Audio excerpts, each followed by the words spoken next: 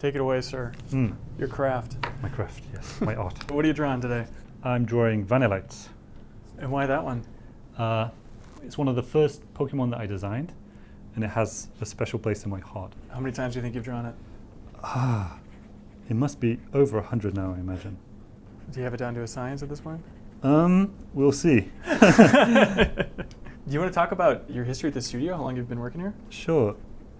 I started working here 10 years ago. 10 years ago this year. I was working at a company called Genius Sonority before. And you just saw there was a job opening here and you said, I could do that, I like Pokemon. Yeah, I submitted my portfolio, and I think the people here had seen my work on the Pokemon spin-off titles like Pokemon Troze and Pokemon Battle Revolution. Oh, sure. And they liked my work, so I came in for an interview. And yeah, it went well. We had to draw some Pokemon designs during the interview. Was that stressful? It was a little bit stressful, yeah. But it was like original Pokemon designs. Like, okay. You had to come up with an idea and a design within the space of 30 minutes. Did that concept ever make it as an actual Pokemon?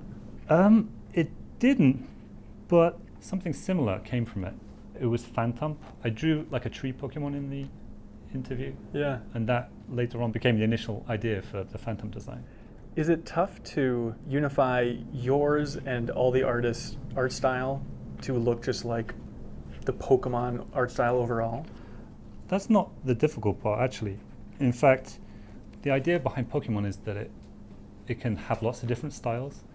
Like, as long as the core concept of the Pokemon is true to the thinking of Pokemon, then it's more fun to have like the faces of Pokemon or the drawing style of the Pokemon be a little bit different each time. Can you see it when you look at a lineup and say, that's that artist's art style, that's that artist's art style? Yeah, you can see that. Yeah, you can identify Pokemon by the people that drew them. Oh, that's fun. And I think that creates more kind of personality in the lineup as well. Yeah. As long as the logic behind the designs and the base appeal is there, then it's good to have lots of different kind of styles going on. Yeah.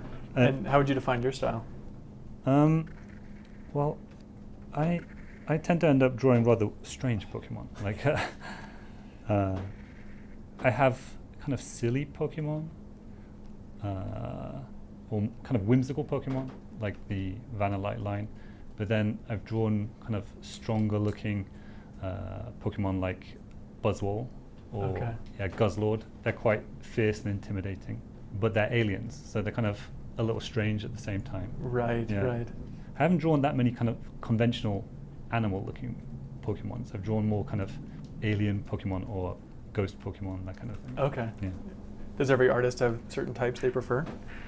Yeah, you tend to see, like, depending on the artist, they come back to certain motifs. Like, you can tell who's a fan of like superheroes, or or like which designers like cute animals or that kind of thing. You can see the interests in the designs that they come up with. Right, right. And you love scary trees. Yeah, that's it.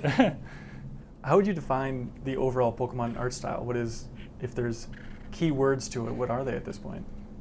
I would say an important thing is that every Pokemon you feel like you could be friends with.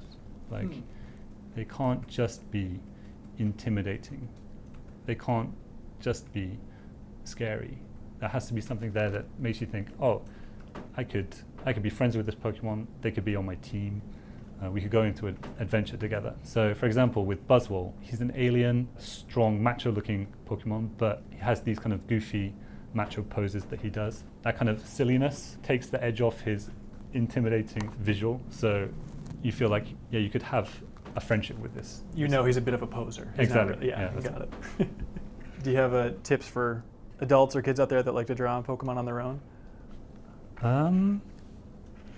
I would say try to express your originality through your Pokemon designs. Like, if there are certain things that you're really interested in, or if you have your own particular style or your own particular passion in some areas. Like try to convey that through your Pokemon designs. Yeah. Like if you're into like making cool characters and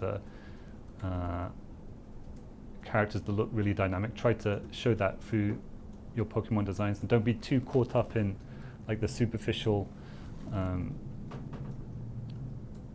visual style of the Pokemon. Interesting.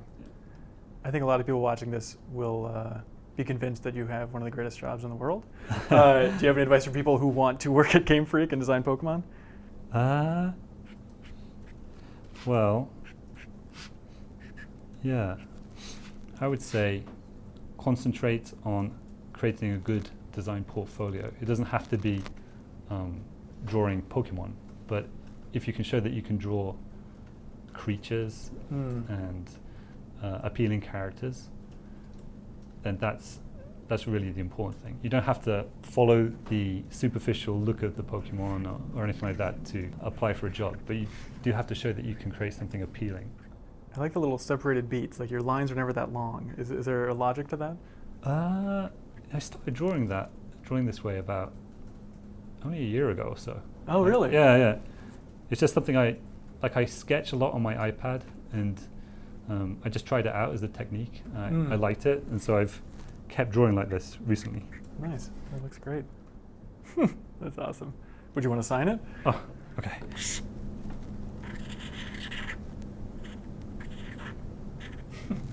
Awesome.